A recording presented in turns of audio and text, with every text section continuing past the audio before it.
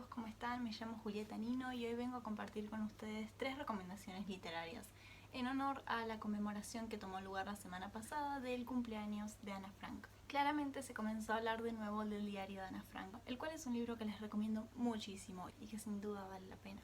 Por eso hoy quería traerles 3 libros adicionales sobre ficción histórica de distintas temáticas situados en diferentes puntos de la historia para lectores de distintas edades. Espero que los disfruten. El primer libro que quería compartirles es El Ruiseñor de Kristin Hannah.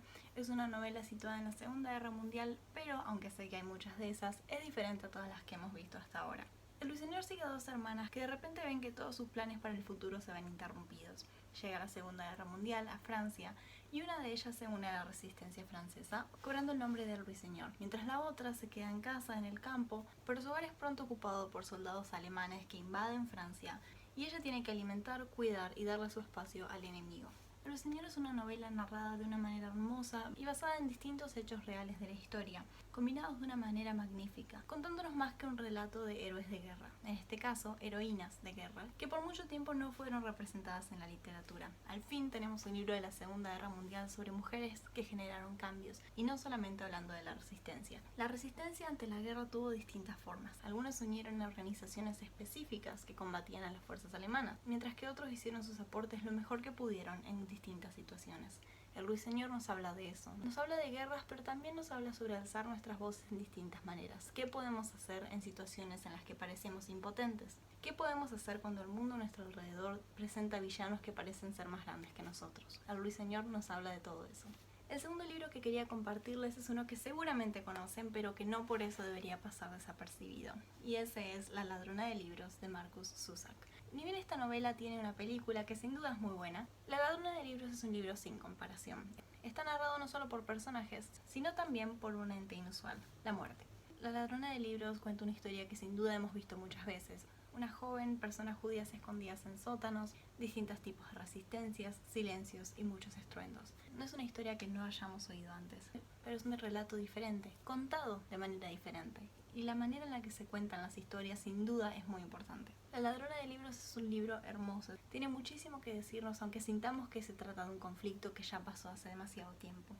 Sin duda es fácil olvidar la historia en momentos como estos, en tiempos de pandemia, en los que de seguro estamos viviendo un momento que ha marcado un antes y un después. ¿Qué importan los eventos del siglo XX? ¿Qué importancia pueden tener eventos históricos frente a lo que estamos viviendo? Tiene sentido pensar esas cosas, pero no deberíamos olvidar libros que relaten eventos que ya pasaron. La historia tiene muchísimo que decirnos y La ladrona de libros nunca va a dejar de hablarnos como humanidad. Y el último libro de hoy es Volverás a Alaska de Kristin Hannah. Alejándonos de la Segunda Guerra Mundial nos encontramos frente al conflicto de la guerra de Vietnam. Sobre todo, ¿qué sucede psicológicamente con aquellos soldados que regresan de la guerra a sus familias? Este libro sigue la historia de una madre y una hija que recuperan a su padre de la guerra, pero que ya no se encuentran con la misma persona que conocían antes de Vietnam. Por eso deciden mudarse a Alaska, siendo de los primeros pobladores de la zona.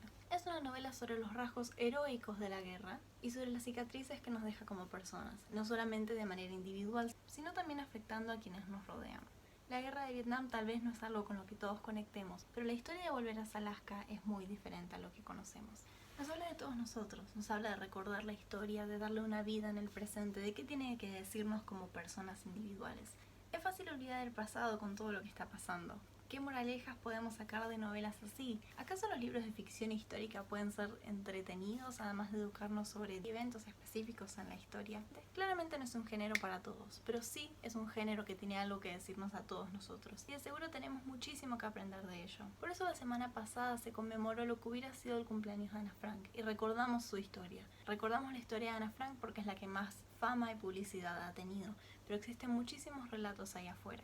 Leer ficción histórica es una mezcla de cosas que pasaron y cosas que no, y esa combinación solo existe para que podamos identificarnos con lo que es el pasado.